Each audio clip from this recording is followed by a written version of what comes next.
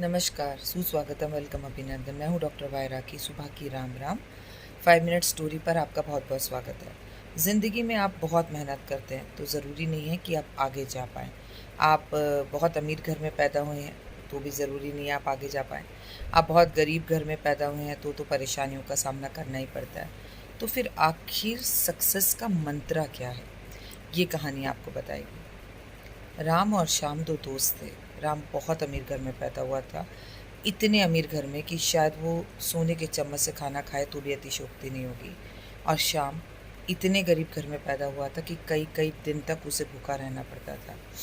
दोनों की दोस्ती ऐसे थी कि राम जिस घर में रहता था, श्याम उसी घर के अंदर माली का बेटा था। तो हम उम्र थे तो दोस्त हो गए और एक-दूसरे के साथ बैठते-उठते, खाते-पीते थे।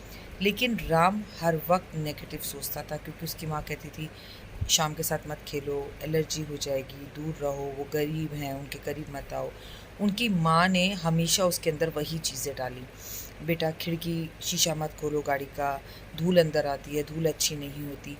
उतना ही सेंसिटिव होता गया, उतना ही नेगेटिव होता गया, उतना ही गरीबों से दूर होता गया और उतनी ही उसकी सोच नेगेटिव होती गई। जबकि मुझे बताने की ज़रूरत नहीं है, शाम मिट्टी में खेलता, मेहनत करता, पहाड़ों में जाता, अमीरों के घर एसी में आता, फिर अपने घर कुटिया में जाके गरीबी में सोता। यूं ही ज़िंदगी बढ़ रही थी। दोनों का समय बढ़ा, दोनों कॉलेज में आए।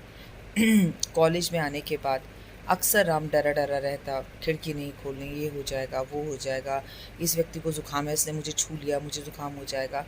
और पूरी ज़िंदगी सोच इसी में चली गई। माँ बाप मर गए, व्यापार ज़ीरो हो गया, बारिश में बाहर नहीं निकलना, सर्दी में बाहर नहीं निकलना, इसको नहीं छूना, उसको नहीं छूना, और बिज़नेस ज़ीरो होकर ख़त्म हो गया।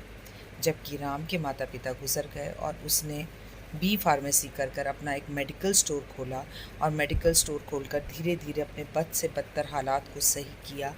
एज ए फ्रेंड उसने शाम ने राम को कई बार समझाने की कोशिश करी कि ये सब बातें कुछ नहीं होती हैं। इंसान जितना मिट्टी में खिलता है, जितना अपनों से मिलता है, उतना मजबूत होता है। लेकिन राम की माँ ने जो उसको संस्कार दिए वो उसके लिए तहस ज़िंदगी रहे। अब मैंने आपको ये छोटी सी कहानी क्यों सुनाई है, तो छोटी सी पर अपने आप में बहुत बड़ा मैसेज देती है। आप भी अपने बच्चों को आजकल कोविड की वजह से ये मत छुओ, वो मत छुओ, मिट्टी लग जाएगी, हाथ धो लो, कपड़े बदल लो, नहीं वो सब सही है। पर अगर आप ये चीज़ें ओवर कर रहे हैं तो आप उनके दिल में डर और भय बिठा रहे हैं। क्योंकि मैं आपको एक बात बताऊँ, कोविड होना है या नहीं होना, इसके लिए प्रिकॉशन लेने ज़रूरी हैं, लेकिन मुकद्दर भी बहुत बड़ी चीज़ है। याद रखिए, ये वो बीमारी है